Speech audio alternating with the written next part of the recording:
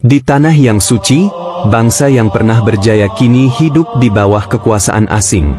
Bani Israel, yang dahulu dipimpin oleh para nabi dan mengalami kejayaan di masa lampau, kini berada dalam bayang-bayang kekaisaran Romawi.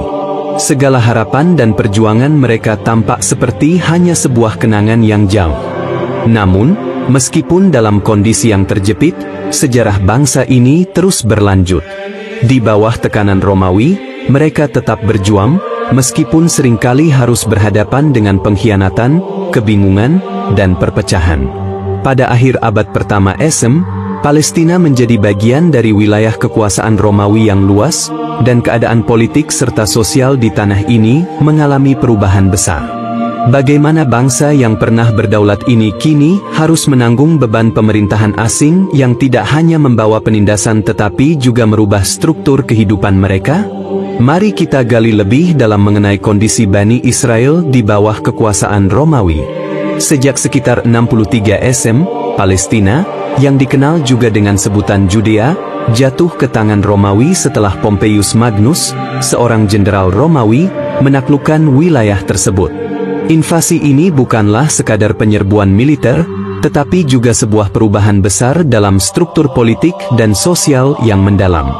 Sebelumnya, Palestina berada di bawah pengaruh kerajaan-kerajaan kecil, namun kini ia menjadi bagian dari kekaisaran besar yang tak tertandingi.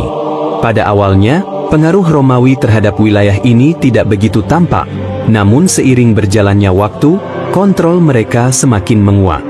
Romawi tidak hanya menguasai daerah-daerah strategis, tetapi juga mulai memaksakan sistem pemerintahan yang sepenuhnya didasarkan pada kepentingan mereka. Para pejabat Romawi, terutama gubernur-gubernur yang diangkat, berperan besar dalam memutuskan kebijakan di tanah ini. Para penguasa lokal, termasuk beberapa pemimpin bangsa Yahudi, harus tunduk pada keputusan Romawi jika mereka ingin mempertahankan posisi mereka. Penting untuk dipahami bahwa wilayah Palestina pada masa itu tidak hanya dihuni oleh bangsa Yahudi, tetapi juga oleh berbagai kelompok etnis dan agama. Selain orang Yahudi, ada juga orang-orang Yunani, Romawi, dan beberapa kelompok lain yang tinggal di sana. Keberagaman ini menambah kompleksitas dalam mengelola daerah tersebut. Di tengah-tengah kekacauan politik ini, muncul seorang penguasa yang memiliki pengaruh besar di Palestina, yakni Raja Herodes yang Agung. Herodes bukanlah seorang Yahudi asli, dia adalah keturunan Edom, yang diangkat oleh Romawi untuk menjadi raja wilayah Judea pada 37 SM. Meskipun diangkat oleh Romawi, Herodes berusaha menunjukkan dirinya sebagai raja yang dapat mengendalikan bangsa Yahudi dan menjaga kestabilan wilayahnya. Namun, caranya mengelola kekuasaannya tidaklah bisa disebut bijaksana. Herodes dikenal sebagai seorang penguasa yang kejam dan sangat ambisius. Untuk memenuhi keinginan kekuasaan Romawi dan mempertahankan tahtanya, ia tidak segan-segan untuk melakukan tindakan yang brutal. Salah satu peristiwa yang terkenal adalah ketika Herodes memerintahkan pembantaian bayi-bayi di Bethlehem, setelah mendengar ramalan tentang kelahiran raja baru yang bisa mengancam kedudukannya. Ini adalah contoh dari sifat kejam Herodes dalam mempertahankan kekuasaannya, bahkan jika itu berarti menghancurkan nyawa orang yang tak bersalah. Di sisi lain, Herodes juga melakukan beberapa proyek pembangunan besar, yang salah satunya adalah renovasi kuil suci di Yerusalem.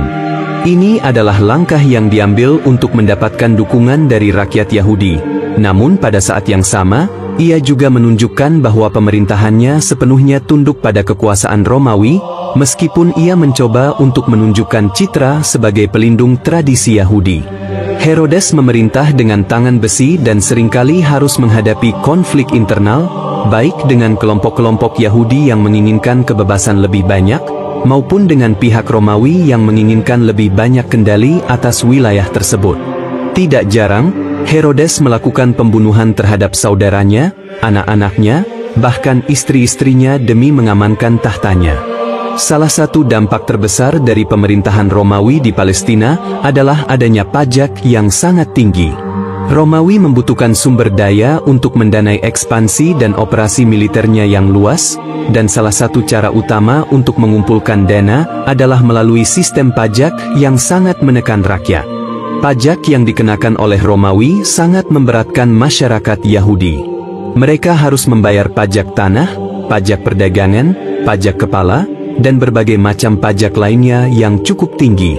Selain itu, para pengumpul pajak yang diangkat oleh pemerintah Romawi seringkali dikenal karena praktik pemerasan dan penyalahgunaan kekuasaan. Hal ini membuat masyarakat Yahudi merasa sangat tertekan dan terasingkan. Untuk rakyat biasa, kehidupan ekonomi sangat sulit. Banyak petani dan pedagang yang terjerat utang akibat pajak yang harus mereka bayar. Sebagian besar dari mereka merasa tidak memiliki kekuatan untuk melawan ketidakadilan yang mereka alami. Sementara itu, kelas elit yang dekat dengan pemerintahan Romawi seringkali dapat menikmati hidup yang relatif lebih baik, sehingga memperburuk ketegangan sosial. Di tengah-tengah penindasan ini, kaum Yahudi terbagi dalam beberapa kelompok yang memiliki pandangan dan kepentingan yang sangat berbeda. Beberapa di antaranya berusaha beradaptasi dengan kondisi yang ada dan menerima pemerintahan Romawi sebagai sesuatu yang tidak dapat dihindari. Sementara itu, ada pula kelompok-kelompok yang menentang keras dominasi Romawi dan berjuang untuk kemerdekaan. Salah satu kelompok terbesar yang menentang kekuasaan Romawi adalah kelompok Zalot, yang menganut paham perjuangan bersenjata untuk mengusir penjajah Romawi dan mendirikan kembali kerajaan Yahudi. Kelompok ini sangat fanatik terhadap kebebasan politik dan agama mereka, dan mereka percaya bahwa pembebasan hanya dapat dicapai dengan cara kekerasan. Di sisi lain, ada kelompok Farisi yang lebih berfokus pada kehidupan keagamaan. Mereka ingin agar kehidupan orang Yahudi tetap setia pada hukum-hukum Taurat dan tradisi mereka meskipun berada di bawah kekuasaan Romawi. Mereka seringkali terlibat dalam perdebatan teologis dengan kelompok Saduki, yang lebih berorientasi pada kekuasaan politik dan seringkali berkompromi dengan penguasa Romawi. Konflik-konflik internal ini memperburuk situasi di Palestina. Bukannya bersatu menghadapi ancaman Romawi, bangsa Yahudi justru terpecah belah dalam berbagai ideologi dan strategi. Sebagian besar kelompok ini juga mengalami kesulitan dalam menemukan pemimpin yang bisa menyatukan mereka, karena banyak pemimpin yang lebih memilih menjaga kedudukan mereka dengan pihak Romawi daripada berjuang untuk kebebasan bangsa mereka. Setelah berabad-abad menjadi bangsa yang terhormat dengan sejarah kejayaan dan kenabian, bangsa Yahudi di Palestina pada masa pemerintahan Romawi mengalami perpecahan yang mendalam. Di tengah tekanan dari penjajahan asing, mereka tidak hanya menghadapi musuh dari luar, tetapi juga perpecahan yang datang dari dalam diri mereka sendiri. Kelompok-kelompok yang berbeda, dengan kepentingan, ideologi, dan pandangan yang saling bertentangan, semakin memperburuk keadaan. Perpecahan sektoral ini bukan hanya melemahkan kekuatan politik Bani Israel, tetapi juga membuat mereka semakin terjajah oleh Kekaisaran Romawi. Pada episode kali ini, kita akan menggali lebih dalam tentang konflik-konflik internal yang ada di kalangan kaum Yahudi, serta bagaimana perpecahan ini memperburuk penderitaan mereka, dan akhirnya memudahkan Romawi untuk mengendalikan Palestina dengan lebih kuat. Salah satu kelompok penting dalam masyarakat Yahudi pada masa itu adalah kaum Farisi. Mereka terdiri dari para ulama yang sangat memperhatikan penerapan hukum Taurat dalam kehidupan sehari-hari. Kaum Farisi percaya bahwa untuk mendapatkan keselamatan dan berkat dari Tuhan, bangsa Yahudi harus menjalani hidup dengan ketat sesuai dengan hukum-hukum agama yang diatur dalam Taurat. Kepercayaan mereka pada hukum yang sangat ketat ini membuat mereka sangat dihormati oleh sebagian besar rakyat, terutama mereka yang menginginkan pelaksanaan agama yang benar. Namun, meskipun mereka sering dipandang sebagai pembela hukum yang setia, kaum Farisi juga seringkali mendapat kritik, baik dari kelompok lain dalam masyarakat Yahudi maupun dari pemerintah Romawi. Mereka dianggap terlalu kaku dalam menjalankan ibadah dan aturan agama, bahkan sering menekankan hal-hal kecil dalam agama daripada melihat gambaran besar dari kehidupan sosial yang lebih baik. Kaum Farisi sangat menekankan pentingnya kesalehan pribadi dan menjaga kemurnian ibadah. Oleh karena itu, Mereka juga berusaha untuk memisahkan diri dari kelompok-kelompok yang dianggap tidak mematuhi hukum Taurat secara benar, yang mengarah pada isolasi sosial bagi beberapa lapisan masyarakat. Namun, dalam beberapa hal, mereka juga berusaha untuk menghindari konfrontasi langsung dengan Romawi. Mereka lebih memilih untuk beradaptasi dan berkompromi dengan kekuasaan asing agar dapat mempertahankan keberadaan mereka di dalam masyarakat yang dikuasai oleh penjajah Romawi. Di sisi lain, terdapat kelompok Saduki yang merupakan elit sosial dan politik dalam masyarakat Yahudi. Mereka terdiri dari para imam dan pemimpin agama yang memiliki kedekatan dengan penguasa Romawi, serta memiliki pengaruh besar di dalam masyarakat. Kaum Saduki seringkali terlibat dalam pemerintahan lokal dan bertindak sebagai perantara antara pihak Romawi dan rakyat Yahudi. Sebagai kaum yang memiliki kedekatan dengan pemerintah Romawi, kaum Saduki memiliki pandangan yang lebih pragmatis dalam menghadapi penindasan asing. Mereka menerima kenyataan bahwa kekuasaan Romawi tidak dapat dihindari, dan mereka berusaha untuk mengatur kehidupan masyarakat Yahudi agar tetap dapat berfungsi di bawah kekuasaan tersebut. Dalam banyak hal, mereka bersedia berkompromi dengan Romawi demi mempertahankan kedudukan mereka di masyarakat dan mengelola kuil di Yerusalem. Namun, kaum Saduki juga memiliki pandangan yang lebih rasional dalam agama mereka. Mereka menolak konsep kebangkitan tubuh setelah mati dan hari kiamat, yang merupakan bagian dari ajaran agama yang lebih luas. Pandangan ini menyebabkan mereka semakin terpisah dari kelompok-kelompok lain yang lebih menekankan aspek spiritual dalam kehidupan beragama mereka. Penolakan terhadap kepercayaan pada kehidupan setelah mati ini juga memperlihatkan bahwa kaum Saduki lebih mengutamakan kehidupan duniawi dan kekuasaan material daripada kepercayaan-kepercayaan tradisional. Bagi sebagian besar masyarakat Yahudi yang mengharapkan pemulihan kerajaan dan kebangkitan rohani, kaum Saduki seringkali dipandang sebagai kelompok yang lebih mementingkan kenyamanan politik mereka daripada masa depan spiritual bangsa mereka. Di tengah-tengah masyarakat yang terpecah, terdapat kelompok yang lebih kecil tetapi sangat mempengaruhi pikiran rohani bangsa Yahudi, yakni kaum Essenes. Kaum Essenes adalah kelompok asketis yang memisahkan diri dari kehidupan duniawi dan memilih untuk hidup dalam kesederhanaan dan ketenangan. Mereka percaya bahwa dengan menjauh dari keramaian dunia, mereka dapat mencapai kesucian sejati dan mempersiapkan diri untuk kedatangan Mesias yang akan membebaskan mereka dari penjajahan Romawi. Kelompok Essenes tinggal di komunitas-komunitas terpencil. Yang paling terkenal adalah di sekitar Laut Mati, di mana mereka hidup dengan aturan yang sangat ketat. Mereka menjalankan ibadah dengan disiplin tinggi, menghindari kehidupan yang berfokus pada harta dan kekuasaan, serta berfokus pada spiritualitas yang mendalam. Salah satu kontribusi terbesar dari kelompok ini adalah tulisan-tulisan mereka yang dikenal sebagai Gulungan Laut Mati, yang memberikan wawasan penting tentang kehidupan agama Yahudi pada masa itu. Namun, meskipun ajaran mereka sangat murni menurut standar agama, kaum Essenes tidak berusaha untuk terlibat dalam politik atau perjuangan melawan Romawi. Mereka memilih untuk menarik diri dari dunia luar dan lebih fokus pada kesucian pribadi. Dalam konteks perpecahan yang semakin dalam di kalangan kaum Yahudi, sikap terasing mereka dari masyarakat umum ini memperburuk ketegangan internal, karena mereka dianggap tidak berperan dalam menghadapi ancaman yang lebih besar, yaitu kekuasaan Romawi.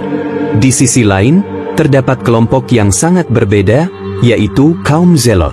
Kelompok ini terdiri dari mereka yang sangat bersemangat dalam perjuangan melawan penjajahan Romawi, dan mereka percaya bahwa pembebasan hanya dapat dicapai dengan cara kekerasan. Mereka berjuang untuk mendirikan kembali kerajaan Yahudi dan menentang pemerintahan Romawi dengan segala cara yang mungkin, termasuk pemberontakan bersenjata. Kaum Zelot sangat mendambakan kebebasan politik dan agama, dan mereka tidak takut untuk mengangkat senjata melawan Romawi. Mereka percaya bahwa mereka harus melawan segala bentuk penindasan dan ketidakadilan yang dilakukan oleh Kekaisaran Romawi, yang dianggap sebagai penjajah yang merusak tanah suci mereka.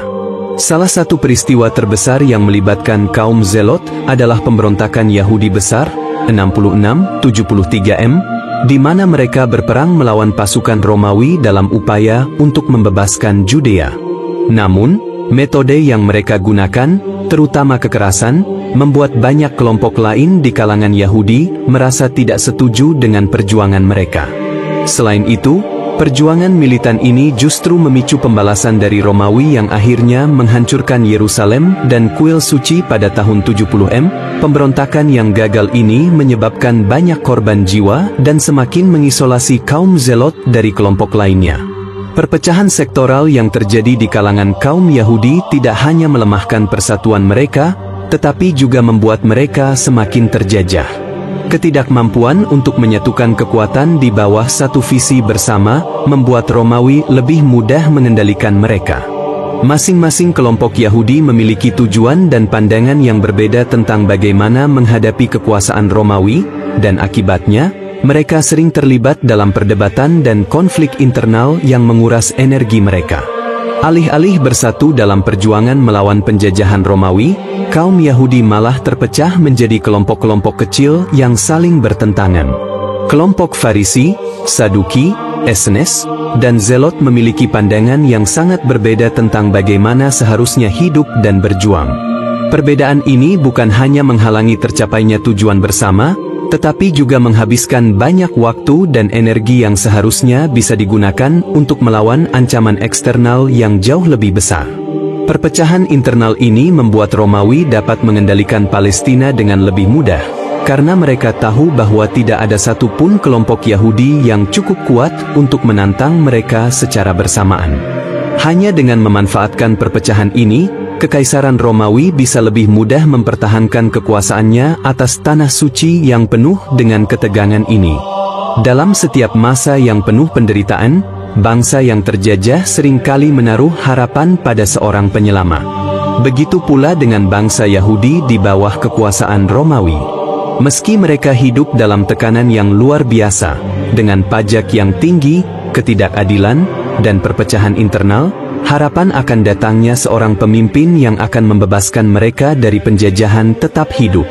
Mereka menantikan kedatangan seorang Mesias yang dijanjikan, seorang juru selamat yang akan memulihkan kerajaan mereka dan mengusir penjajah dari tanah suci mereka. Namun, apa yang terjadi ketika harapan besar ini didasarkan pada penafsiran yang keliru? Bagaimana jika gambaran yang mereka miliki tentang Mesias tidak sesuai dengan kenyataan yang akan datang? Pada episode ini, kita akan membahas bagaimana kaum Yahudi terjebak dalam penantian panjang, mulai mempersepsikan Mesias sebagai sosok yang akan memimpin mereka dalam perang melawan Romawi, dan bagaimana harapan ini berakhir dengan kekecewaan yang besar. Sejak zaman kuno, bangsa Yahudi telah lama memegang keyakinan tentang kedatangan seorang Mesias yang akan membawa pembebasan bagi mereka. Konsep tentang Mesias, yang berasal dari kata Mashiach dalam bahasa Ibrani yang berarti, yang diurapi, merupakan bagian dari janji Allah kepada umatnya.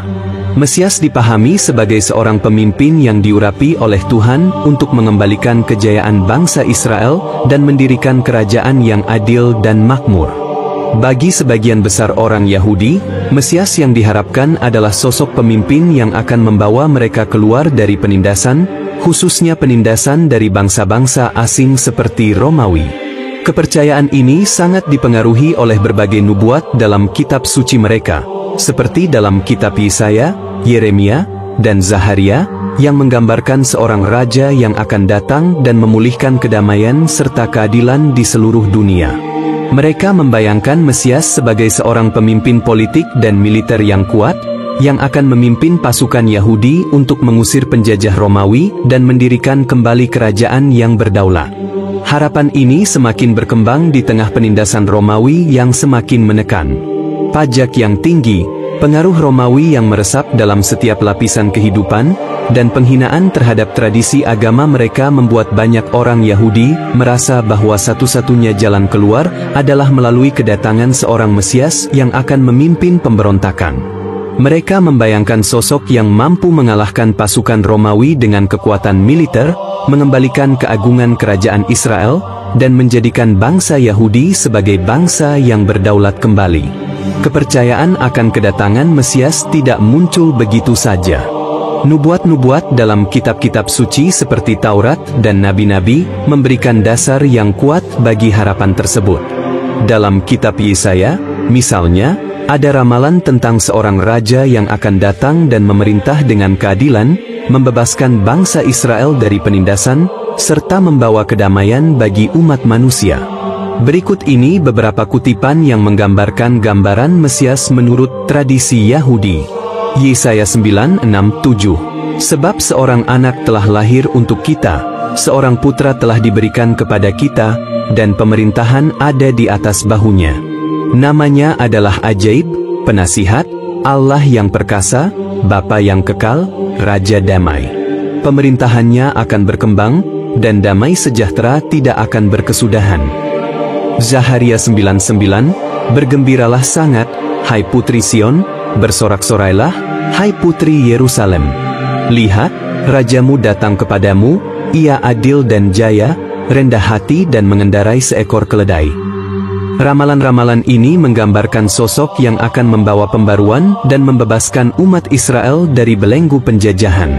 Dalam perspektif ini, kedatangan Mesias akan memulihkan kedamaian, menegakkan hukum Tuhan, dan memimpin bangsa Yahudi menuju kemenangan atas musuh-musuh mereka. Namun, meskipun nubuat-nubuat tersebut mengandung janji besar, penafsiran yang salah tentang sosok Mesias mulai berkembang seiring berjalannya waktu.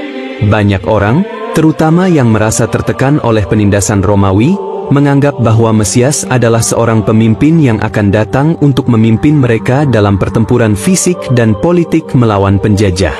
Mereka percaya bahwa Mesias akan menjadi seorang raja militer yang hebat, yang mampu memimpin pasukan Yahudi melawan kekuatan Romawi yang jauh lebih besar. Pada masa itu, banyak pemuka agama dan rabi yang memiliki pengaruh besar dalam kehidupan masyarakat Yahudi. Mereka mengajarkan dan menafsirkan kitab-kitab suci, termasuk nubuat-nubuat tentang Mesias. Namun, dalam banyak kasus, penafsiran mereka cenderung mengarah pada pemahaman yang salah tentang sosok yang akan datang. Para rabi, terutama yang terlibat dalam sekolah-sekolah agama, seringkali menekankan bahwa Mesias akan datang sebagai seorang pemimpin politik dan militer. Mereka mengajarkan bahwa Mesias akan membebaskan bangsa Yahudi dari penjajahan Romawi dan mendirikan kerajaan yang adil di dunia ini. Pemahaman ini membuat harapan terhadap Mesias sangat terfokus pada kekuatan fisik dan pembebasan duniawi. Penyelewengan makna nubuat ini membuat banyak orang Yahudi memandang Mesias hanya sebagai seorang pahlawan politik atau jenderal yang akan mengusir penjajah dengan kekuatan militer. Mereka mengabaikan aspek spiritual dari kedatangan Mesias yang lebih mendalam, seperti membawa kedamaian dalam hati manusia dan memulihkan hubungan umat dengan Tuhan. Karena pemahaman yang keliru ini, banyak dari mereka yang kecewa ketika sosok Mesias yang mereka harapkan tidak muncul sesuai dengan gambaran mereka. Ketika Yesus, yang dianggap oleh sebagian orang sebagai Mesias, datang ke dunia dengan pesan damai dan pengajaran rohani, sebagian besar orang Yahudi menolaknya. Mereka tidak melihat Yesus sebagai pemimpin politik yang diinginkan, tetapi lebih sebagai seorang nabi atau bahkan sebagai ancaman terhadap tatanan sosial dan agama yang telah ada. Seiring berjalannya waktu, harapan akan kedatangan Mesias semakin berkembang, terutama di tengah-tengah penindasan yang semakin parah dari Romawi. Pajak yang tinggi, perlakuan buruk dari para pejabat Romawi, dan kerusakan sosial yang ditimbulkan oleh kekaisaran ini semakin memupuk harapan bahwa seseorang akan datang untuk membebaskan mereka. Di kalangan masyarakat, banyak orang mulai percaya bahwa kedatangan Mesias sudah semakin dekat. Mereka berharap bahwa sosok yang dijanjikan itu akan datang segera dan membawa keadilan serta pembebasan. Banyak yang berdoa dan menunggu dengan harapan besar bahwa saat-saat penuh penderitaan ini akan segera berakhir, dan kerajaan Yahudi akan dipulihkan kembali. Harapan ini seringkali dipupuk oleh nubuat-nubuat yang disampaikan oleh para nabi dan pengajaran para rabi, yang terus mengingatkan mereka akan janji Tuhan tentang Mesias yang akan datang. Namun, meskipun harapan ini terus tumbuh, kenyataannya adalah bahwa penafsiran yang keliru tentang kedatangan Mesias justru mengarah pada kekecewaan besar. Harapan akan sosok Mesias yang bersifat politis dan militeristik tidak terwujud, dan banyak orang merasa putus asa ketika kenyataan tidak sesuai dengan impian mereka. Pada masa ketika bangsa Yahudi berada di bawah penjajahan Romawi, bukan hanya kekuasaan asing yang menindas mereka, tetapi juga ketidakadilan yang berasal dari dalam negeri sendiri, dari ulama dan pemimpin agama mereka. Rabi-rabi yang seharusnya menjadi pembimbing moral dan spiritual masyarakat justru menyalahgunakan kedudukan mereka untuk kepentingan pribadi. Mereka mengubah hukum Taurat, menyelewengkan ajaran Tuhan, dan menjadikannya alat untuk memperkaya diri sendiri. Dengan cara ini, hukum yang seharusnya menjadi jalan menuju keadilan dan kebenaran malah dijadikan sarana untuk menindas rakyat biasa. Dalam episode kali ini, kita akan mengungkap bagaimana korupsi di kalangan ulama Yahudi menyebabkan penderitaan yang lebih besar bagi rakyat, memperlebar kesenjangan sosial, dan membatasi akses mereka terhadap ajaran suci. Bagaimana hukum Taurat yang seharusnya memberi petunjuk hidup malah diselewengkan oleh mereka yang memiliki kekuasaan. Mari kita lihat bagaimana praktik-praktik ini menggerogoti kehidupan sosial dan agama bangsa Yahudi pada masa itu. Hukum Taurat, yang merupakan dasar ajaran agama Yahudi, memuat berbagai peraturan yang mengatur kehidupan moral, sosial, dan religius umat. Hukum ini diturunkan oleh Tuhan melalui nabi-nabinya untuk memandu kehidupan bangsa Israel agar hidup dalam kebenaran dan keadilan. Namun, seiring waktu, hukum ini mengalami penyelewengan. Para rabi, yang merupakan pemuka agama dan ahli dalam hukum Taurat, mulai menggunakan kedudukan mereka untuk menafsirkan hukum sesuai dengan keinginan pribadi atau kepentingan golongan mereka. Mereka seringkali menambah atau mengubah hukum Taurat, memberikan penafsiran yang sangat berbeda dari maksud asli hukum tersebut. Dalam banyak kasus, penafsiran ini tidak lagi berfokus pada keadilan, kasih sayang, dan kemurahan hati Tuhan, tetapi lebih kepada keuntungan pribadi atau kelompok. Sebagai contoh, para rabi seringkali memanfaatkan kekuasaannya untuk menetapkan aturan-aturan yang memberatkan rakyat biasa, terutama kaum miskin. Mereka menciptakan beban yang tidak perlu dengan aturan-aturan tambahan yang tidak terdapat dalam Taurat, seperti kewajiban untuk memberi sedekah dalam jumlah besar atau ritual-ritual yang mahal dan sulit diikuti oleh rakyat biasa. Hal ini dilakukan untuk mempertahankan status sosial mereka sebagai elit agama yang kaya raya dan berkuasa, sementara rakyat biasa terus-menerus terhimpit oleh beban-beban tersebut. Korupsi di kalangan ulama Yahudi pada masa itu tidak hanya terbatas pada penyelewengan ajaran agama, tetapi juga melibatkan manipulasi terhadap sistem keagamaan untuk kepentingan ekonomi. Dalam banyak hal, hukum Taurat yang seharusnya menjadi alat untuk menciptakan keadilan sosial malah dipakai untuk memperkaya segelintir orang yang berkuasa di kalangan elit agama. Rabi-rabi dan pemimpin agama seringkali menetapkan aturan yang memungkinkan mereka untuk mengumpulkan harta kekayaan dari umat. Mereka mengontrol sumber-sumber keuangan yang digunakan untuk mendanai kuil dan kegiatan keagamaan lainnya. Salah satu praktik yang umum adalah pengumpulan pajak atau sumbangan untuk tujuan agama yang seringkali dipergunakan secara pribadi oleh para pemimpin agama, tanpa disalurkan kepada mereka yang membutuhkan. Selain itu, mereka juga menyalahgunakan sistem korban dan persembahan di kuil untuk keuntungan pribadi. Sebagai contoh, banyak pemimpin agama yang memanfaatkan posisi mereka untuk mengatur persembahan-persembahan yang seharusnya diberikan kepada Tuhan, tetapi justru dialihkan untuk memperkaya diri mereka sendiri. Ini adalah salah satu bentuk penyalahgunaan kekuasaan yang sangat merugikan umat yang sebenarnya ingin mendekatkan diri kepada Tuhan melalui ibadah dan ketaatan agama. Akibat dari penyalahgunaan hukum Taurat ini, kesenjangan sosial di kalangan masyarakat Yahudi semakin besar. Mereka yang berada dalam lapisan atas, termasuk para rabi dan pemimpin agama, semakin makmur dan berkuasa, sementara rakyat biasa semakin tertekan. Bagi banyak orang miskin, akses terhadap ajaran agama yang murni dan bimbingan spiritual yang sejati semakin terbatas. Mereka yang tidak mampu memenuhi berbagai kewajiban agama yang diciptakan oleh para rabi, seperti persembahan yang mahal, ritual-ritual yang rumit, atau pengorbanan waktu dan tenaga, terpaksa merasa tersisih dari kehidupan keagamaan mereka sendiri.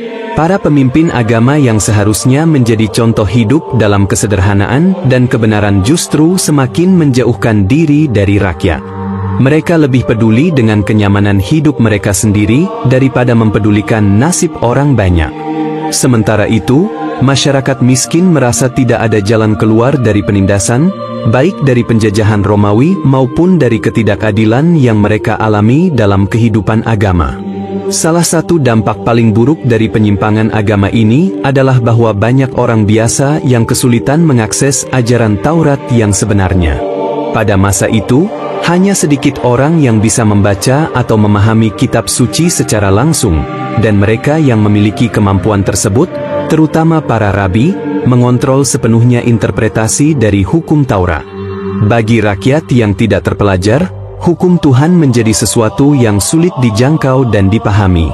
Selain itu, banyak orang biasa yang merasa terhalang oleh tuntutan agama yang terlalu berat atau bahkan berlebihan. Hukum-hukum yang dikendalikan oleh para rabi menciptakan sistem yang rumit dan tidak terjangkau oleh mereka yang berada di kelas bawah. Banyak orang merasa bahwa mereka tidak layak untuk datang ke rumah ibadah atau berpartisipasi dalam kehidupan keagamaan karena mereka tidak bisa memenuhi segala syarat dan aturan yang telah ditetapkan. Dalam kondisi seperti ini, agama yang seharusnya menjadi sumber kedamaian dan penghiburan bagi umat malah berubah menjadi alat pemisah yang semakin memperburuk ketidakadilan sosial. Mereka yang miskin dan tidak mampu memenuhi tuntutan agama merasa semakin terpinggirkan dari kehidupan rohani mereka, sementara kaum elit agama semakin memperkaya diri dengan menggunakan hukum Taurat sebagai alat penindasan. Ada banyak kisah nyata yang mencerminkan betapa buruknya praktik korupsi dan penyimpangan dalam sistem keagamaan pada masa itu. Salah satu kisah yang cukup terkenal adalah tentang seorang wanita yang datang untuk memberikan persembahan ke kuil. Meskipun dia hanya memiliki sedikit uang, dia berusaha memberikan sumbangan untuk Tuhan. Namun, karena persembahan yang diberikan tidak sesuai dengan standar yang ditetapkan oleh rabi-rabi, ia merasa dipermalukan dan terabaikan.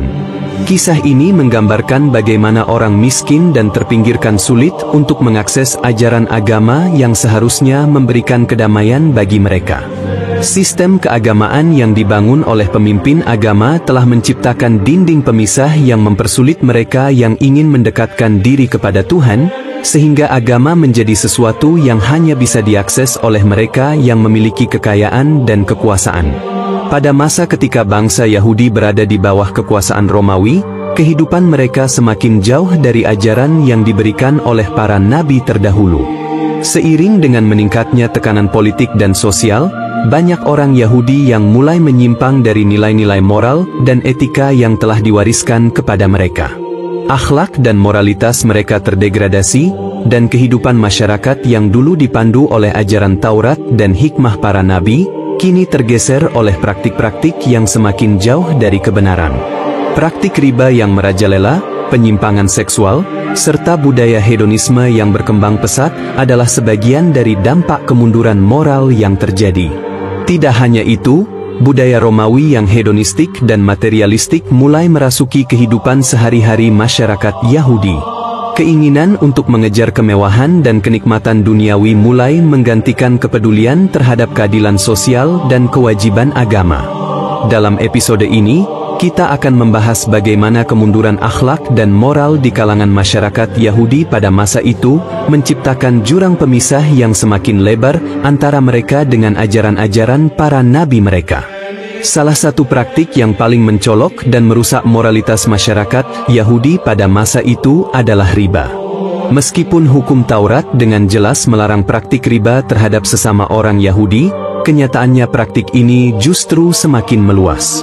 Banyak orang Yahudi yang terdesak oleh keadaan ekonomi yang sulit dan pengaruh kekuasaan Romawi, mulai terlibat dalam praktik pinjam-meminjam dengan bunga tinggi yang merugikan orang miskin. Praktik riba yang merajalela ini tidak hanya merusak ekonomi masyarakat, tetapi juga menggerogoti rasa keadilan sosial. Mereka yang kaya semakin menguasai harta benda dan terus memperkaya diri dengan cara menindas yang lemah. Orang-orang miskin yang terjebak dalam jeratan utang semakin terperosok dalam kemiskinan, Sementara mereka yang mengendalikan praktik riba justru semakin menikmati kekayaan yang tak terhingga. Selain itu, riba juga menciptakan ketidakadilan dalam hubungan sosial. Dalam masyarakat yang seharusnya mengutamakan kasih sayang dan solidaritas, riba justru membangun tembok pemisah yang memisahkan antara yang kaya dan miskin. Keadaan ini semakin memperburuk ketidaksetaraan sosial dan membuat banyak orang kehilangan harapan untuk hidup dengan layak. Selain masalah ekonomi, kemunduran moral di kalangan masyarakat Yahudi pada masa itu juga tercermin dalam perubahan perilaku seksual dan budaya hidup yang semakin hedonistik. Dalam kondisi sosial yang semakin tertekan, banyak orang mulai melupakan ajaran-ajaran agama yang menekankan pentingnya kesucian dan pengendalian diri. Penyimpangan seksual mulai marak di kalangan masyarakat, dengan perzinaan dan perilaku tak bermoral yang diterima begitu saja. Banyak orang Yahudi yang terpengaruh oleh budaya Romawi yang sangat permisif dalam hal seksualitas. Budaya hedonisme yang berkembang di Romawi, yang mengutamakan kenikmatan dan kesenangan duniawi, mulai merasuki gaya hidup orang Yahudi, yang sebelumnya dikenal dengan norma-norma moral yang lebih ketat. Selain itu, perilaku konsumerisme juga berkembang pesat. Banyak orang yang lebih memprioritaskan kemewahan dan status sosial daripada kesucian jiwa dan ketaatan terhadap ajaran agama. Gaya hidup yang berfokus pada kenikmatan duniawi ini semakin mengikis nilai-nilai spiritual yang seharusnya menjadi dasar kehidupan mereka. Salah satu dampak besar dari kehidupan di bawah kekuasaan Romawi adalah pengaruh budaya Romawi yang mulai merasuki masyarakat Yahudi. Bangsa Romawi terkenal dengan gaya hidup hedonistik mereka, di mana kemewahan, pesta pora, dan pencarian kenikmatan duniawi menjadi nilai-nilai yang dominan dalam kehidupan sehari-hari. Sebagian besar orang Yahudi, terutama yang berada di kota-kota besar seperti Yerusalem dan kota-kota sekitarnya, mulai mengikuti kebiasaan Romawi. Mereka ikut dalam pesta-pesta yang diadakan di tempat-tempat umum, terlibat dalam hiburan yang melibatkan kekerasan seperti pertunjukan gladiator, dan bahkan mulai mengadopsi kebiasaan makan, berpakaian, dan bersenang-senang ala Romawi. Sementara itu, ajaran agama Yahudi yang mengajarkan kesederhanaan, pengendalian diri, dan hidup dalam kesucian mulai terlupakan. Mereka yang lebih mendekatkan diri kepada budaya Romawi seringkali meremehkan nilai-nilai agama mereka sendiri. Hal ini semakin memperlemah ikatan spiritual mereka dengan Tuhan dan menjauhkan mereka dari ajaran-ajaran para nabi mereka yang selalu menekankan pentingnya moralitas dan integritas. Dalam masyarakat yang terjerat dalam kemerosotan moral, penindasan terhadap orang-orang miskin menjadi semakin buruk. Orang kaya dan elit yang terlibat dalam praktik riba dan eksploitasi ekonomi semakin memperburuk kesenjangan sosial. Mereka yang memiliki kekuasaan dan kekayaan seringkali mengabaikan penderitaan orang-orang miskin, dan keadilan sosial semakin sulit untuk ditemukan. Sistem yang ada semakin memperburuk ketidaksetaraan sosial, dan banyak orang miskin yang merasa tidak punya tempat dalam masyarakat. Mereka yang terlahir dari keluarga miskin seringkali tidak memiliki akses terhadap pendidikan, pekerjaan yang layak, atau kesempatan untuk memperbaiki kondisi hidup mereka. Sementara itu, elit yang kaya semakin memperkaya diri, seringkali dengan cara yang tidak adil, dan terus menindas mereka yang lemah dan miskin. Dalam hal ini, rasa keadilan sosial dalam masyarakat Yahudi hampir hilang. Orang miskin dan terpinggirkan tidak lagi dipandang sebagai bagian penting dari komunitas, dan mereka yang berada di atas semakin tidak peduli dengan penderitaan yang dialami oleh orang-orang di bawah mereka. Pada masa sebelum kedatangan Nabi Isa, perempuan di Palestina, khususnya di kalangan masyarakat Yahudi, hidup dalam kondisi yang sangat terbatas. Dalam masyarakat yang sangat patriarkal, perempuan diperlakukan sebagai warga kelas 2, dihargai lebih rendah dari laki-laki, dan seringkali dianggap sebagai milik keluarga atau suami mereka. Diskriminasi dan ketidakadilan sosial yang mereka alami diatur oleh norma-norma sosial, hukum agama, dan tradisi yang didominasi oleh pandangan patriarkal. Meskipun ajaran Taurat pada dasarnya memberikan penghormatan terhadap perempuan, ajaran tersebut seringkali diselewengkan oleh para ulama Yahudi demi mempertahankan kekuasaan mereka dan memperkuat sistem patriarki. Dalam episode ini, kita akan mengungkap bagaimana kehidupan perempuan Yahudi di masa itu dipenuhi dengan penindasan, pembatasan hak, dan ketidakadilan. Kisah-kisah nyata yang akan kita bahas menggambarkan bagaimana perempuan di Palestina, baik di kalangan orang miskin maupun kaya, terpaksa hidup dalam bayang-bayang dominasi laki-laki. Kita juga akan melihat bagaimana ajaran Taurat yang seharusnya memuliakan wanita malah diselewengkan, serta bagaimana keluarga-keluarga Yahudi seringkali menjadi institusi pertama yang membatasi potensi perempuan, termasuk dalam hal pendidikan. Pada zaman tersebut, kehidupan perempuan Yahudi sangat terikat oleh tradisi dan hukum agama yang menempatkan mereka dalam posisi yang sangat terbatas. Perempuan dianggap sebagai pelengkap atau pendukung laki-laki, dengan sedikit ruang untuk mengembangkan potensi mereka sendiri. Mereka tidak memiliki hak yang sama dengan laki-laki dalam banyak hal, terutama dalam urusan sosial, ekonomi, dan politik. Di masyarakat Yahudi pada masa itu, perempuan tidak diperkenankan untuk berpartisipasi dalam kegiatan keagamaan yang lebih besar. Mereka tidak bisa memegang posisi kepemimpinan di sinagoga atau berpartisipasi dalam banyak ritual keagamaan yang hanya diperuntukkan bagi laki-laki. Bahkan dalam hal hukum, perempuan seringkali dianggap sebagai pihak yang kurang penting. Misalnya, dalam sistem hukum Yahudi, halakah, saksi perempuan tidak diakui dalam banyak kasus, dan kesaksian mereka dianggap tidak sebanding dengan kesaksian seorang laki-laki. Dalam keluarga, peran perempuan sangat terbatas. Mereka dipandang sebagai ibu rumah tangga yang tugas utamanya adalah mengurus anak-anak, memasak, dan menjaga rumah. Sebagai istri, perempuan harus tunduk pada kehendak suami mereka dan tidak memiliki banyak kebebasan untuk membuat keputusan besar dalam hidup mereka. Mereka tidak diberi kesempatan untuk mengejar karir atau ambisi pribadi, dan hampir seluruh hidup mereka terfokus pada keluarga dan rumah tangga. Untuk lebih memahami bagaimana perempuan Yahudi hidup pada masa itu, mari kita lihat beberapa kisah nyata yang menggambarkan keterbatasan mereka dalam berbagai aspek kehidupan. Salah satu contoh yang mencolok adalah kisah tentang perempuan yang ingin memperoleh pendidikan. Meskipun Taurat pada dasarnya mengajarkan pentingnya ilmu pengetahuan dan kebijaksanaan, perempuan jarang sekali diberi kesempatan untuk belajar membaca atau mempelajari kitab suci. Dalam banyak keluarga, anak laki-laki diberi pendidikan agama sejak dini, mempelajari Taurat dan hukum-hukum agama, sementara anak perempuan hanya diberi pendidikan dasar tentang tugas-tugas rumah tangga. Banyak perempuan yang tidak diajarkan untuk membaca Alkitab atau memahami ajaran agama secara mendalam, karena dianggap tidak perlu atau tidak penting bagi mereka. Bahkan di dalam keluarga yang lebih kaya, peran perempuan tetap dibatasi oleh peran tradisional mereka sebagai istri dan ibu. Mereka tidak didorong untuk mengembangkan kemampuan intelektual atau keterampilan yang lebih luas. Kisah lain yang menunjukkan diskriminasi terhadap perempuan adalah ketika seorang perempuan ingin berbicara di depan umum atau berpartisipasi dalam pertemuan sosial. Hal ini hampir tidak mungkin dilakukan karena peran perempuan di ruang publik sangat terbatas. Mereka hanya dianggap sebagai bagian dari kehidupan domestik dan tidak diizinkan untuk berbicara di depan umum atau memegang posisi kepemimpinan. Dalam banyak kasus, mereka dipaksa untuk diam dan mengikuti aturan yang ditetapkan oleh laki-laki di keluarga atau komunitas mereka. Taurat, sebagai kitab suci bagi umat Yahudi, pada dasarnya mengajarkan nilai-nilai yang memuliakan perempuan.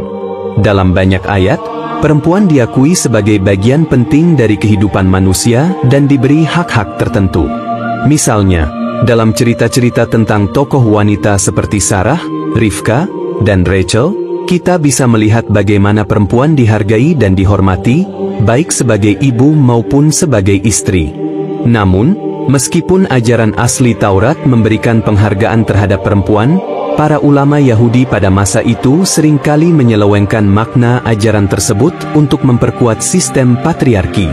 Mereka menginterpretasikan hukum-hukum agama sedemikian rupa sehingga perempuan tetap berada dalam posisi subordina.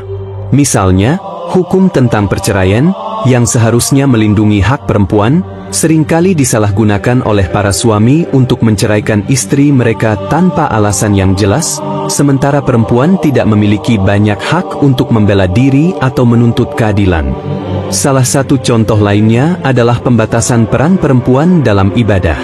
Meskipun ada ajaran dalam Taurat yang menyebutkan bahwa perempuan memiliki kedudukan yang terhormat di hadapan Tuhan, dalam praktiknya, para rabi dan pemimpin agama seringkali menganggap perempuan tidak layak untuk terlibat dalam banyak aspek kehidupan keagamaan. Hal ini membuat perempuan terpinggirkan dalam kehidupan rohani mereka, dan mereka tidak memiliki akses yang sama untuk mendekatkan diri kepada Tuhan seperti halnya laki-laki. Selain pengaruh sosial dan agama, keluarga juga memegang peranan besar dalam pembatasan hak-hak perempuan.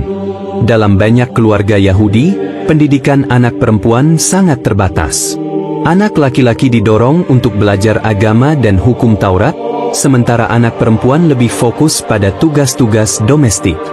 Dalam keluarga-keluarga kaya, ada beberapa perempuan yang mungkin diajarkan keterampilan dasar, tetapi mereka tetap diharapkan untuk menjalankan peran mereka sebagai ibu rumah tangga dan tidak diberikan kesempatan untuk mengembangkan kemampuan atau mengejar karir lain. Perempuan tidak diberi kebebasan untuk memilih pasangan hidup mereka atau mengembangkan hubungan mereka di luar pernikahan yang diatur oleh keluarga.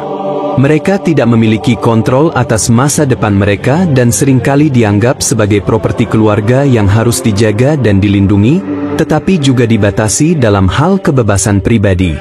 Hal ini menciptakan perasaan ketergantungan yang dalam terhadap keluarga dan suami, membuat perempuan tidak memiliki suara dalam keputusan-keputusan penting dalam hidup mereka.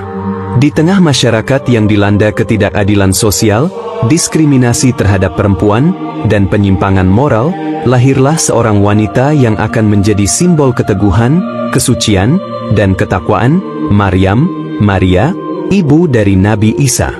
Maryam tumbuh dalam lingkungan yang penuh dengan kesesatan dan kerusakan, namun ia tetap dijaga dan dilindungi oleh Allah. Kehidupan Maryam adalah sebuah kisah tentang bagaimana seorang perempuan bisa tetap berdiri teguh di tengah tantangan hidup yang berat, menjaga diri dari segala godaan duniawi, dan menjadi contoh kesucian serta pengabdian kepada Tuhan. Maryam bukanlah wanita biasa. Ia dilahirkan dalam sebuah keluarga yang saleh dan mendapat pendidikan yang penuh dengan nilai-nilai keimanan. Sejak kecil, ia sudah menunjukkan tanda-tanda ketakwaan yang luar biasa. Kehidupannya yang penuh mukjizat dan perlindungan ilahi menjadikannya sosok yang sangat istimewa, baik di mata masyarakat maupun di hadapan Allah. Di Baitul Maqdis, Maryam hidup dalam perlindungan khusus, dijaga oleh Allah dari segala bentuk kekotoran moral yang melanda zaman itu. Bahkan, mukjizat-mukjizat yang terjadi di sekitarnya membuatnya semakin dihormati dan dipandang sebagai seorang wanita suci yang berbeda dari kaumnya. Mari kita jelajahi kehidupan Maryam dalam episode ini, dan bagaimana ia menjadi simbol keteguhan di tengah kerusakan moral yang melanda masyarakatnya. Maryam berasal dari keluarga yang sangat saleh dan taat beragama. Ibunya, yang dikenal dengan nama Hannah, adalah seorang wanita yang sangat beriman dan selalu berdoa kepada Allah untuk memberikan keturunan yang baik. Suami Hannah, Imran, adalah seorang pria yang juga sangat menghormati Allah dan hidup dalam ketaatan. Keluarga ini memiliki hubungan yang sangat dekat dengan Allah, dan doa mereka untuk seorang anak perempuan yang salehah akhirnya dikabulkan olehnya.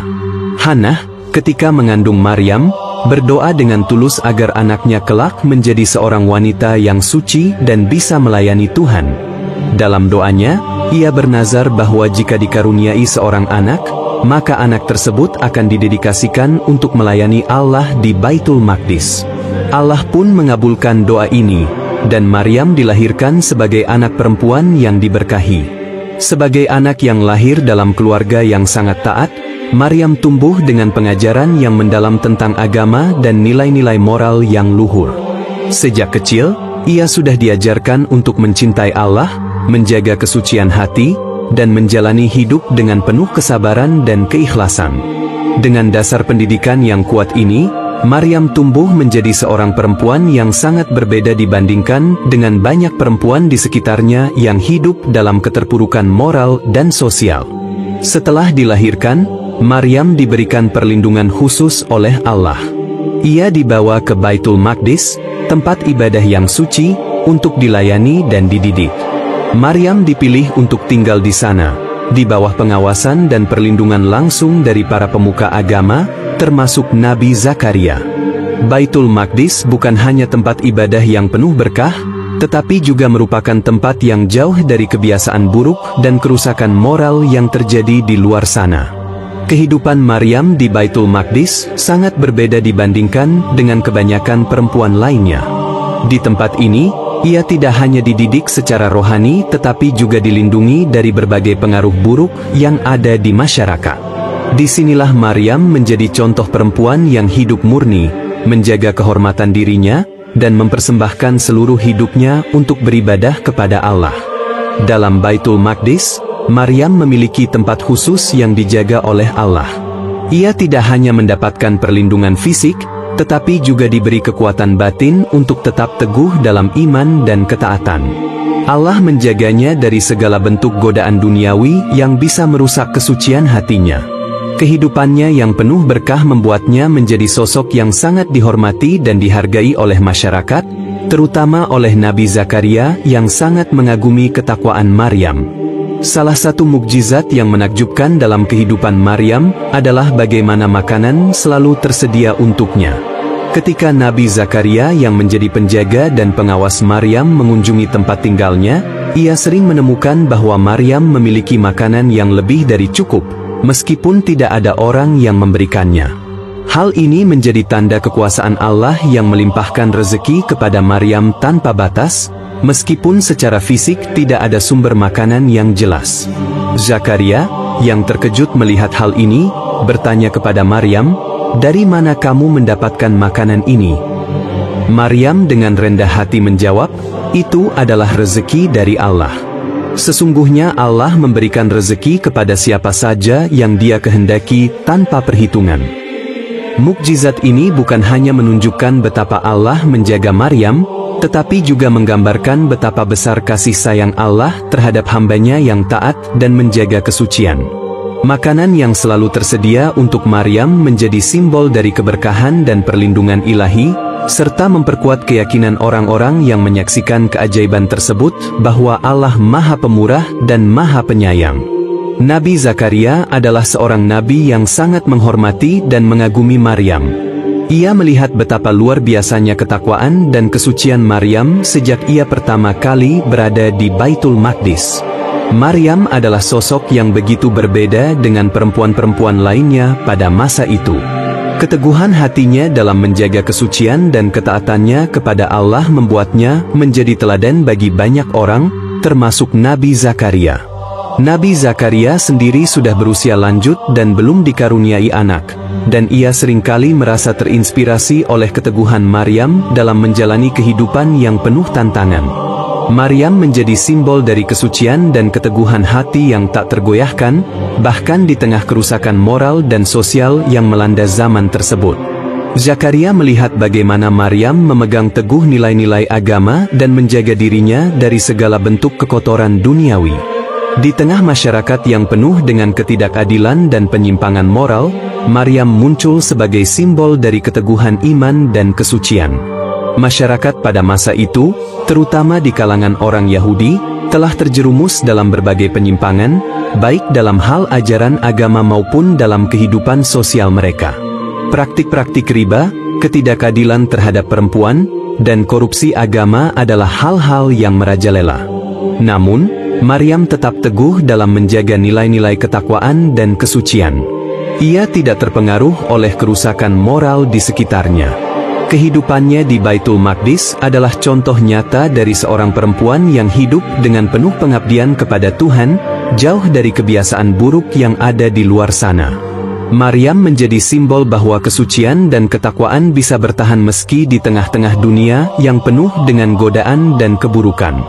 Maryam tidak hanya menjadi teladan bagi perempuan pada zamannya, tetapi juga menjadi simbol abadi bagi umat manusia tentang bagaimana menjaga kehormatan diri dan mengutamakan agama di atas segala-galanya. Keteguhannya menjadi bukti bahwa dengan pengabdian yang tulus kepada Allah, seseorang bisa tetap hidup dengan penuh kedamaian, meskipun berada di tengah-tengah dunia yang penuh dengan godaan dan keburukan. Di tengah kegelapan moral dan sosial yang melanda bangsa Bani Israel, muncul seorang nabi yang tidak hanya mengajarkan kebenaran, tetapi juga berjuang keras untuk memulihkan kembali iman dan ketakwaan umat. Nabi Zakaria adalah seorang nabi yang penuh ketulusan dalam berdakwah, meskipun ia menghadapi banyak rintangan, baik dari masyarakat maupun dari kondisi pribadi yang menguji kesabarannya. Salah satu tantangan terbesar yang dihadapi Nabi Zakaria adalah tidak adanya keturunan yang akan meneruskan perjuangannya dalam menyebarkan kebenaran. Namun, di tengah rasa kesedihan dan keputusasaannya, Nabi Zakaria tidak menyerah. Ia tetap berdoa dengan penuh keikhlasan kepada Allah, memohon agar diberikan seorang anak yang saleh yang bisa melanjutkan misinya dalam memperbaiki moral Bani Israel. Doa yang tulus ini akhirnya dikabulkan oleh Allah, dan kabar gembira datang ketika Nabi Zakaria diberi berita kelahiran anaknya, Nabi Yahya. Nabi Yahya kelak menjadi sosok yang sangat penting dalam sejarah, dengan misinya untuk menegakkan kebenaran dan memperbaiki moral bangsa Bani Israel yang semakin rusak. Di sisi lain, kehidupan Nabi Zakaria juga terhubung erat dengan keluarga Maryam. Maryam, yang dikenal sebagai wanita suci, memiliki hubungan keluarga dengan Nabi Zakaria, dan ia menjadi saksi hidup dari mukjizat yang terjadi dalam kehidupan Nabi ini. Dalam episode ini, kita akan mengungkap perjalanan hidup Nabi Zakaria, perjuangannya, doanya yang tulus untuk keturunan yang saleh, serta bagaimana kelahiran Nabi Yahya menjadi harapan baru bagi bangsa Bani Israel. Nabi Zakaria adalah seorang nabi yang lahir di tengah-tengah umat Bani Israel yang telah terjerumus dalam kerusakan moral dan penyimpangan agama. Pada zaman itu, banyak orang Bani Israel yang sudah jauh dari ajaran Allah, hidup dalam kebodohan, keserakahan, dan kemaksiatan. Penyimpangan dalam hukum agama, penindasan terhadap kaum yang lemah, serta ketidakadilan sosial merajalela di mana-mana. Sebagai seorang nabi, Zakaria merasa memiliki tanggung jawab besar untuk membawa umatnya kembali ke jalan yang benar, mengingatkan mereka akan kewajiban mereka kepada Tuhan, dan membimbing mereka untuk hidup sesuai dengan hukum Taurat. Namun, perjuangannya tidaklah mudah. Masyarakat pada waktu itu sudah begitu jauh dari kebenaran, dan banyak di antara mereka yang menolak untuk mengikuti nasihat-nasihatnya. Nabi Zakaria tidak hanya menghadapi tantangan dari pihak eksternal, tetapi juga dari dalam dirinya sendiri, terutama kekhawatirannya tentang masa depan perjuangannya tanpa adanya seorang penerus. Zakaria sadar bahwa dakwahnya harus diteruskan oleh seseorang yang memiliki semangat dan keteguhan yang sama, agar perjuangan untuk mengembalikan umat Bani Israel ke jalan yang benar bisa terus berlanjut. Namun, ia mengalami satu kendala besar. Ia tidak memiliki anak yang bisa melanjutkan misinya. Meskipun Nabi Zakaria sangat bersemangat dalam berdakwah, ada satu kesedihan yang menghantuinya. Ia tidak memiliki seorang anak yang akan meneruskan perjuangannya. Zakaria dan istrinya, yang sudah lanjut usia, telah lama berdoa kepada Allah untuk diberi keturunan yang baik, namun hingga saat itu belum ada tanda-tanda dikabulkan. Keinginan untuk memiliki seorang anak yang saleh dan dapat meneruskan perjuangannya sangat mendalam di dalam hati Zakaria. Sebagai seorang nabi yang selalu menuntut keadilan dan kesucian, Nabi Zakaria merasa khawatir bahwa perjuangannya akan berhenti jika tidak ada penerus yang dapat menjaga ajaran Allah. Dalam kesedihannya, Zakaria merasa terisolasi, dan meskipun ia tetap teguh dalam berdakwah, ia tidak bisa menutupi rasa kekhawatiran yang ada dalam dirinya. Namun, meskipun demikian, Nabi Zakaria tidak pernah merasa putus asa. Ia percaya bahwa Allah adalah Maha Penyayang, dan segala sesuatu yang terjadi adalah takdir yang telah ditentukannya. Dengan keyakinan ini, ia terus berdoa dan meminta dengan penuh harapan agar diberi keturunan yang akan meneruskan perjuangannya. Di tengah usahanya yang keras dalam berdakwah, Nabi Zakaria berdoa dengan penuh kesungguhan kepada Allah. Doanya sangat sederhana namun sangat tulus, memohon agar Allah memberinya seorang anak yang saleh yang bisa melanjutkan misinya. Zakaria berdoa kepada Allah dengan penuh ketekunan dan pengharapan. Ya Tuhanku, janganlah Engkau biarkan aku hidup tanpa keturunan. Sesungguhnya Engkau adalah yang terbaik dalam memberikan keturunan yang baik. Quran Surah Ali Imran 38. Doa ini mencerminkan kerendahan hati dan keputusasaan Nabi Zakaria, yang meskipun seorang nabi, tetap merasa sangat membutuhkan pertolongan Allah untuk masalah pribadi yang ia hadapi. Ia menyadari bahwa segala sesuatu berasal dari Allah, dan hanya Dia yang mampu memberikan solusi terbaik. Perjuangan Nabi Zakaria untuk mendapatkan keturunan yang saleh bukan hanya sebuah permohonan pribadi, tetapi juga merupakan bentuk kesungguhan dan dedikasinya untuk melanjutkan misi kenabian. Doa ini menunjukkan kedalaman imannya dan pengabdiannya kepada Allah, serta tekadnya untuk mengembalikan umat Bani Israel kepada jalan yang benar. Ketika Nabi Zakaria terus berdoa dengan penuh harapan, Allah akhirnya mengabulkan doanya. Dalam sebuah mukjizat yang luar biasa, Allah memberitahukan Nabi Zakaria bahwa ia akan dikaruniai seorang anak laki-laki yang akan diberi nama Yahya. Kelahiran Nabi Yahya adalah sebuah kabar gembira yang sangat dinantikan, bukan hanya oleh Zakaria, tetapi juga oleh seluruh umat Bani Israel yang telah lama terpuruk dalam kesesatan. Allah berfirman dalam Al-Quran tentang kabar gembira ini. Allah memberi kabar gembira dengan seorang anak laki-laki yang bernama Yahya, yang belum pernah ada orang yang serupa dengannya sebelumnya. Quran Surah Ali Imran 39. Nabi Yahya kelak menjadi sosok yang sangat penting dalam sejarah kenabian. Ia tumbuh menjadi seorang nabi yang mulia, yang akan memperbaiki moral Bani Israel dan mengingatkan mereka tentang pentingnya kembali kepada jalan Allah. Yahya bukan hanya penerus dakwah Nabi Zakaria, tetapi juga pembawa pembaruan yang dibutuhkan oleh umat yang telah lama terperosok dalam kemaksiatan. Hubungan antara Nabi Zakaria dan Maryam sangatlah erat. Maryam adalah sepupu dari Nabi Yahya, dan sejak kecil, ia berada di bawah pengasuhan Nabi Zakaria di Baitul Maqdis. Maryam seringkali berada di dekat Nabi Zakaria, yang melihatnya sebagai sosok yang sangat saleh dan penuh ketakwaan. Di sisi lain, Maryam juga menyaksikan sendiri perjuangan Nabi Zakaria dalam menyebarkan kebenaran dan mendakwahi umat Bani Israel. Nabi Zakaria sangat mengagumi kesucian dan ketakwaan Maryam, yang selalu menunjukkan kesabaran dan kedalaman iman, meskipun hidup di tengah masyarakat yang rusak. Sebagai seorang nabi, Zakaria merasa bahwa Maryam adalah contoh nyata dari seorang perempuan yang hidup dalam kesucian dan kesalehan, dan ia sering memberikan nasihat-nasihat yang bijak kepada Maryam. Hubungan ini menjadi lebih kuat ketika Maryam mengandung Nabi Isa, yang kelak akan menjadi seorang nabi besar yang membawa wahyu dari Allah.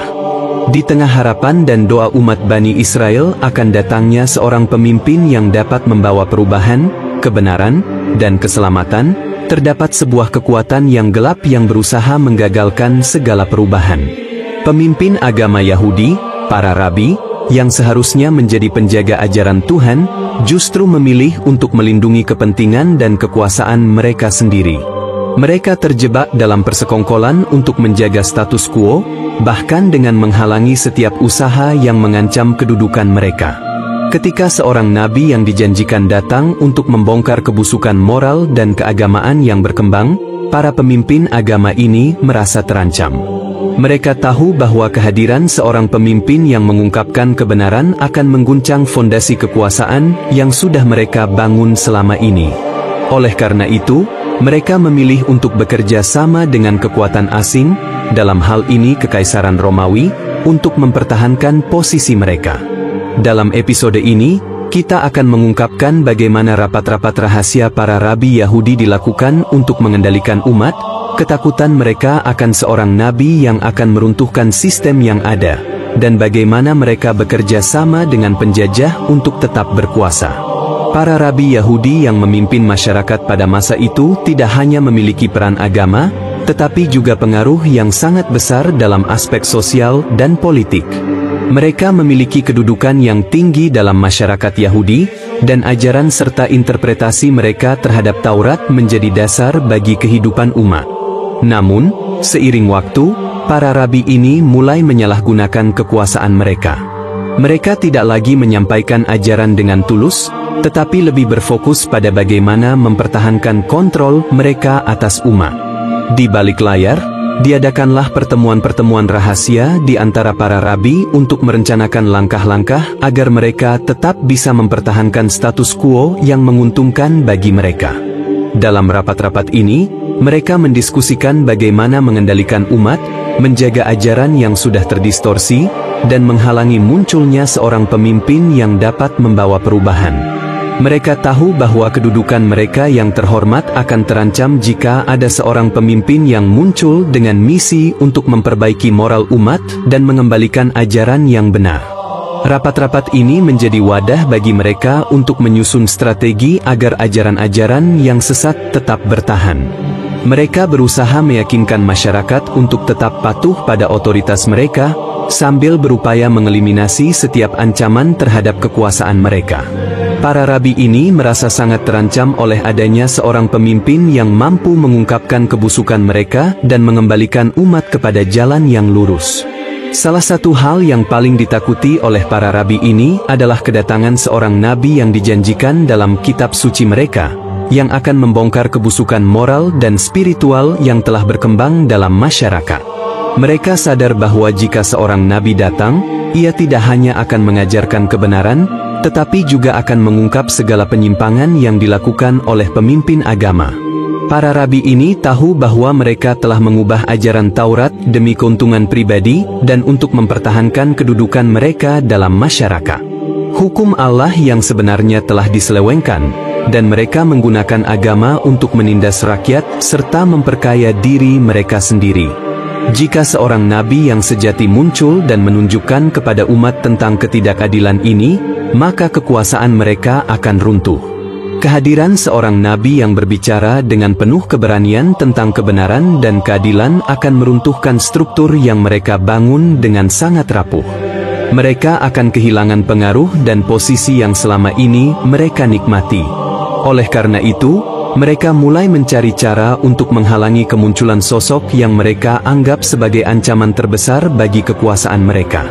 Dalam usaha mereka untuk mempertahankan kedudukan mereka, para rabi Yahudi tidak segan-segan untuk bekerja sama dengan penjajah Romawi yang menguasai Palestina pada masa itu.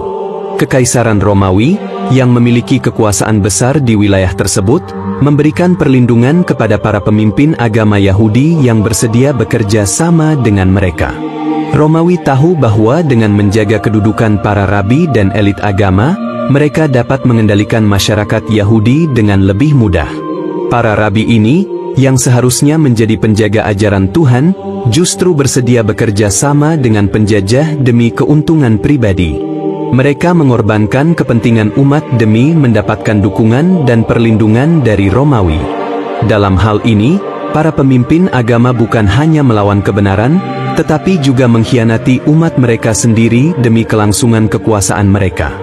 Bersama dengan Romawi, mereka menekan setiap upaya yang mengarah pada perubahan dan pembaruan dalam masyarakat. Setiap gerakan atau individu yang muncul dengan niat untuk membawa kebenaran dan keadilan, terutama yang berkaitan dengan ajaran agama, akan dipandang sebagai ancaman.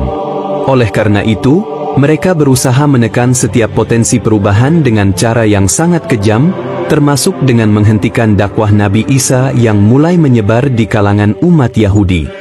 Kisah ini adalah pengingat tentang bagaimana penguasa agama yang seharusnya menjadi pelindung kebenaran bisa berubah menjadi musuh terbesar bagi kebenaran itu sendiri. Dalam perjalanan sejarah, ada banyak contoh di mana pemimpin agama, alih-alih menjaga dan memperjuangkan ajaran Tuhan, justru menjadi penjaga status quo yang hanya menguntungkan diri mereka sendiri. Di zaman Nabi Isa, para rabi dan pemimpin agama Yahudi memiliki kesempatan besar untuk menyambut kedatangan seorang nabi yang membawa wahyu Allah yang benar. Namun, mereka lebih memilih untuk mempertahankan kedudukan mereka yang sudah mapan, meskipun harus menutupi kebusukan dan penyimpangan dalam ajaran agama. Mereka menjadi begitu terikat pada kekuasaan mereka, hingga mereka rela berkompromi dengan kekuatan asing untuk tetap berkuasa. Kehadiran seorang nabi yang akan mengungkapkan kebenaran menjadi ancaman yang sangat besar bagi mereka.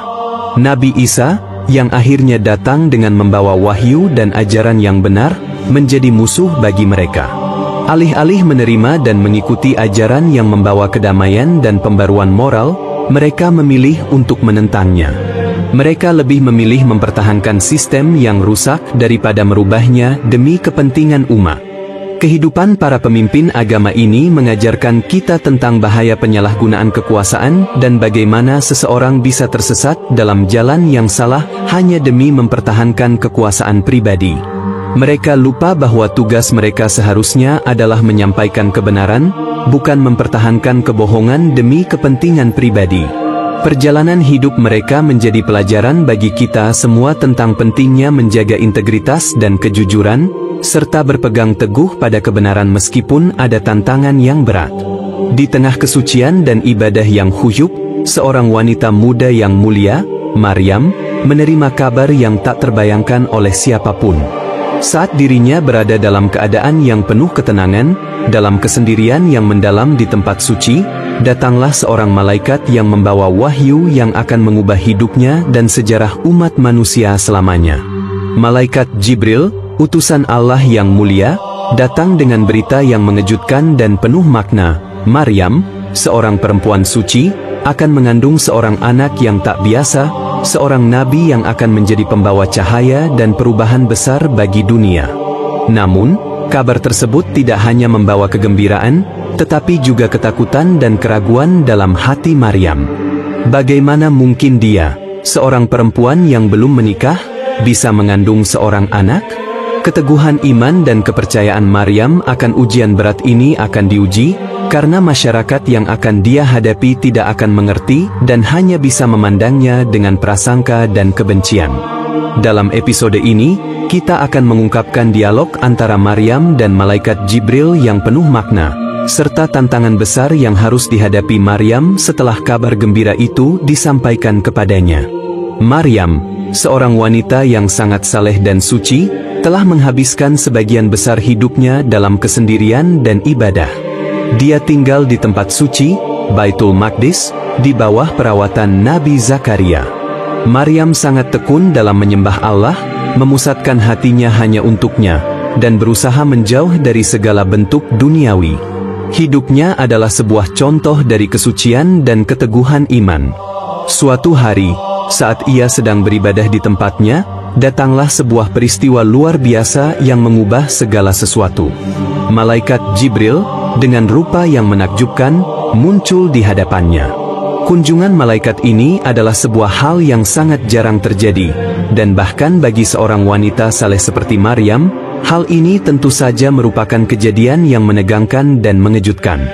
Malaikat Jibril menyapa Maryam dengan penuh kelembutan. "Wahai Maryam, sesungguhnya Allah memberi kabar gembira kepadamu dengan seorang anak laki-laki yang suci, yang akan menjadi nabi bagi umatnya." Maryam terkejut dan merasa cemas. Dalam ketakutannya, ia langsung menanyakan hal yang mungkin terlintas di pikirannya. "Bagaimana mungkin aku bisa mengandung seorang anak, padahal aku belum pernah disentuh oleh seorang lelaki?"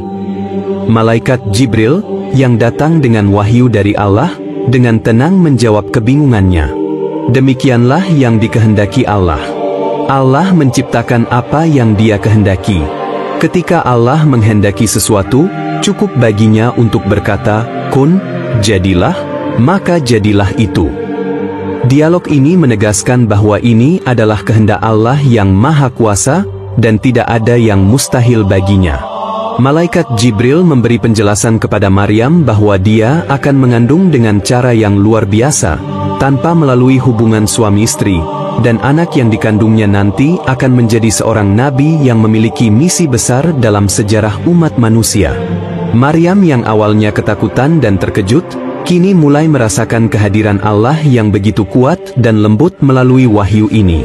Keteguhan hatinya diuji, dan meskipun perasaan cemas masih ada, Maryam menunjukkan keyakinan yang mendalam. Sesungguhnya aku hanya menyerahkan diri kepada Allah. Aku percaya pada kehendak-Nya. Maryam, meskipun dihadapkan pada hal yang sangat luar biasa dan penuh keraguan dari orang-orang di sekitarnya, menerima takdir ini dengan ikhlas. Keimanannya yang kokoh kepada Allah menjadi landasan untuk menerima kabar gembira tersebut.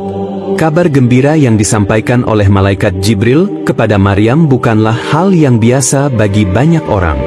Dalam tradisi dan budaya Yahudi pada masa itu, suatu kehamilan tanpa pernikahan adalah sesuatu yang sangat memalukan. Masyarakat akan melihatnya sebagai sebuah dosa besar dan akan menuntut hukuman.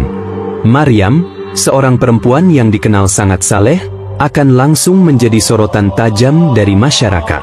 Namun, ini adalah bagian dari takdir yang ditentukan oleh Allah. Maryam yang menerima wahyu tersebut tidak hanya harus menghadapi ujian spiritual yang besar, tetapi juga ujian sosial yang jauh lebih berat. Kehamilan yang akan terjadi bukan hanya akan membawa kebahagiaan, tetapi juga menghadirkan beban berat, membawa risiko dicemooh, dijauhi, dan dituduh melakukan dosa besar oleh masyarakat sekitarnya. Maryam yang sangat takut akan stigma dan persekusi sosial, tetap berpegang pada keyakinannya kepada Allah. Dia tahu bahwa Allah lah yang mengatur segalanya, dan tidak ada yang lebih besar dari kehendak-Nya. Setelah pertemuan dengan malaikat Jibril, Maryam menyadari bahwa ia akan menjalani ujian besar dalam hidupnya. Ujian ini bukan hanya ujian spiritual, tetapi juga ujian sosial yang sangat berat. Masyarakat akan melihatnya dengan pandangan penuh prasangka. Mereka akan bertanya-tanya, bagaimana mungkin seorang wanita yang dikenal saleh bisa mengandung tanpa seorang suami? Maryam harus menghadapi kenyataan bahwa orang-orang di sekitarnya, terutama para pemuka agama dan masyarakat yang konservatif, akan menuduhnya telah berbuat dosa besar. Mereka tidak akan menerima penjelasan yang logis atau rasional, dan mereka akan memandangnya dengan hinaan. Masyarakat yang penuh dengan norma-norma ketat pada masa itu, tidak akan mudah menerima kabar ini. Meskipun begitu, Maryam tidak menyerah pada ketakutan. Dia tahu bahwa ini adalah ujian yang Allah berikan padanya, dan dia percaya bahwa Allah tidak akan meninggalkannya dalam kesulitan. Maryam harus menghadapi masyarakat yang penuh dengan prasangka, tetapi ia akan terus berjalan di jalan yang benar, meskipun harus menanggung beban berat. Ketika Maryam menerima kabar gembira dari malaikat Jibril, hidupnya berubah selamanya. Dia bukan hanya menerima anugerah luar biasa untuk menjadi ibu dari seorang nabi, tetapi juga harus memikul tanggung jawab besar untuk menjaga kebenaran di tengah masyarakat yang penuh dengan prasangka dan penolakan. Bagaimana Maryam akan menghadapi dunia yang akan menentangnya? Bagaimana ia akan menghadapi tuduhan dan hinaan dari mereka yang tidak percaya pada wahyu yang diberikan kepadanya? Maryam harus memilih untuk tetap teguh dalam keimanan dan mengikuti petunjuk Allah, meskipun seluruh dunia sekitarnya menentangnya.